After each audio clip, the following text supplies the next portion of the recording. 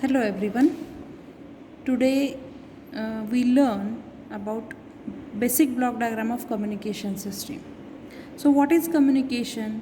Communication is the process of establishing a connection or link between two points for information exchange. Or we can say communication is simply the process of conveying a message at a distance, or communication is a basic process of exchanging information.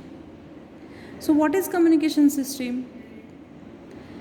The electronic equipment which is used for communication purposes is called communication equipment.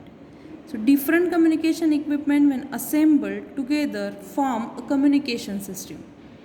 Typical examples of communication systems are line telephony and line telegraphy, radio telephony and radio telegraphy, radio broadcasting, point to point communication, mobile communication, computer communication, radar communication, television broadcasting, radio telemetry, radio aids to navigation, radio aids to aircraft landing, etc.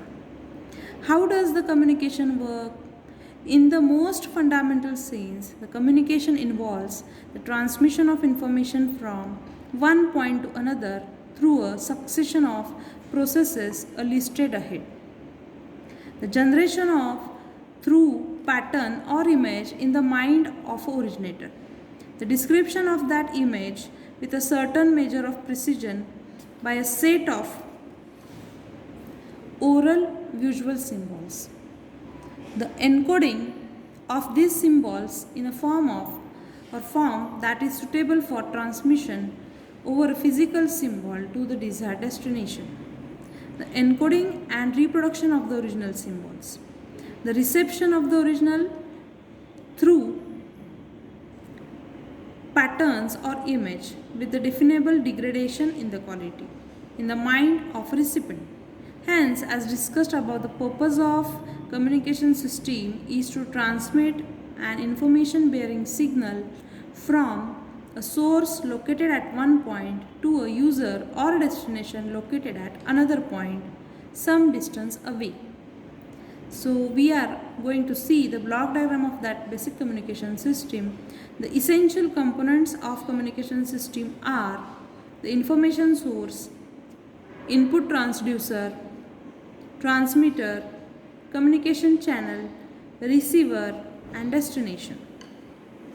So now we will start from first block, which is information source. We know that a communication system serves to communicate a message or information. This message or information originates in the information source. In general, there can be various messages in the form of words, group of words, codes, symbols, sound signals, etc. However, out of these messages, only the desired message is selected and conveyed or communicated. In short, we can see that the function of the information source is to produce required message signal which has to be transmitted. Next block is input transducer. A transducer is a device that converts one form of energy into another form. The message from the information source may or may not be electrical in nature. In a case when the message produced by the information source is not electrical in nature, an input transducer is used to convert it into a time-varying electrical signals. For example, in the case of radio broadcasting, a microphone converts information or message which is in the form of sound waves into corresponding electrical signals. Now we will turn to the next block, which is transmitter block. The function of that transmitter is to process the electrical signal into the electrical signal from different aspects. For example, in radio broadcasting, the electrical signal obtained from the sound signal is pre-processed to restrict its range f audio frequencies and is often amplified. In wire telephony, no real processing is needed. However, in long distance radio communication or broadcast, signal amplification is necessary before modulation. So modulation is the main function of the transmitter. In short, we can see that inside the transmitter, signal processing such as restriction of a range of audio frequencies, amplification and modulation is achieved. All the processing of the message signal are done just to ease the transmission of the signal through the channel. Next block is channel. The term channel means the medium through which the message travels from the transmitter to the receiver.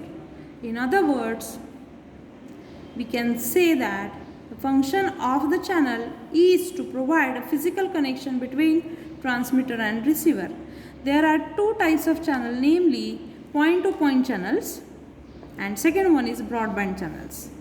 The example of point-to-point channels are wire lines, microwave links, optical fiber cables.